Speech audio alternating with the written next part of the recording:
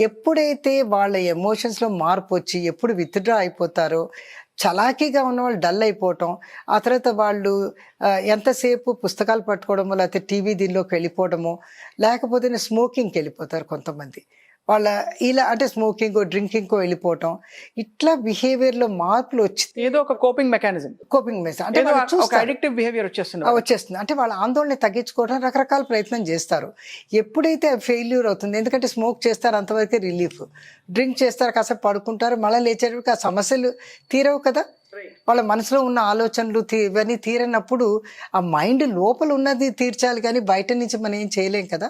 So, అలాంటి వ్యక్తులు ఎవరన్నా కొంచెం వాళ్ళ బిహేవియర్‌లో కానీ, లేకపోతే వాళ్ళ ఎమోషన్స్‌లో కానీ, వాళ్ళ మాట తీరులో గానీ ఎంతసేపు విరక్తిగా మాట్లాడుతున్నారంటే, వాళ్ళతో కాసేపు కూర్చొని ఏం జరుగుతుంది అని ఉద్యోగం గురించా? లేతే ఏంటి ఇంటి విషయమా? అలాగా కానీ ఇప్పుడు ఎవరికుంది ఆ టైం గానీ, బట్ ఎవరన్నా మన క్లోజ్ ఫ్రెండ్స్ అంటే మనం ఇప్పుడు ఇవ్వాలన్నమాట. మనందరం గిరిగేసుకుని ఉన్నాం కదా మ్యామ్. అవును. ఇప్పుడున్న పరిస్థితుల్లో అందరూ ఒకళ్ళు చొరవ తీసుకోవడానికి గిరిగీసుకుంటున్నారు, హెల్ప్ తీసుకోవడానికి అదే. గిరిగీసుకుంటున్నారు. సో, కానీ అలా ఉన్నప్పుడు కొంచెం మనం చొరవ తీసుకొని అంటే ముఖ్యంగా మన క్లోజ్ స్నేహితులు గానీ, చుట్టాలు గానీ, ఇప్పుడు మన బ్రదర్స్, సిస్టర్స్ అంటే మనకు కొంచెం ఏంటి ఈ మధ్య నువ్వు బావుంటం లేదని, ఆ తర్వాత వాళ్ళు ఏం లేదు అన్నప్పటికీ కూడా వాళ్ళని గమనిస్తూ ఉండాలి. That is very important. ఎందుకంటే మనం ఆ తర్వాత వాళ్ళ చుట్టుపక్కల ఉన్న వాళ్ళని అంటే ఉద్యోగం చేస్తున్నారు అక్కడ కనుక్కోవడము. తర్వాత వాళ్ళేంటి పిల్లలతో సరిగ్గా ఉండకపోవడం వెరీ ఇంపార్టెంట్ థింగ్.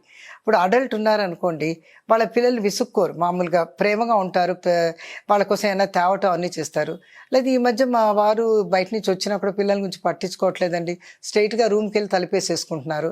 అలాగే పిల్లలు కూడాను. స్కూల్ నుంచి రాగానే చికాకు పడ్డం, అతను బోల్ట్ వేసేసుకోవడం, అతను ఏదైనా తినమంటే తినకపోవడం, అతను అర్ధరాత్రిలాగా ఏదో ఒకటి పుస్తకాలు చదవటం ఏదో. తర్వాత కొంతమంది అతిగా చదవటం, టెన్షన్ పడిపోవడం ఇలాంటివన్నీ.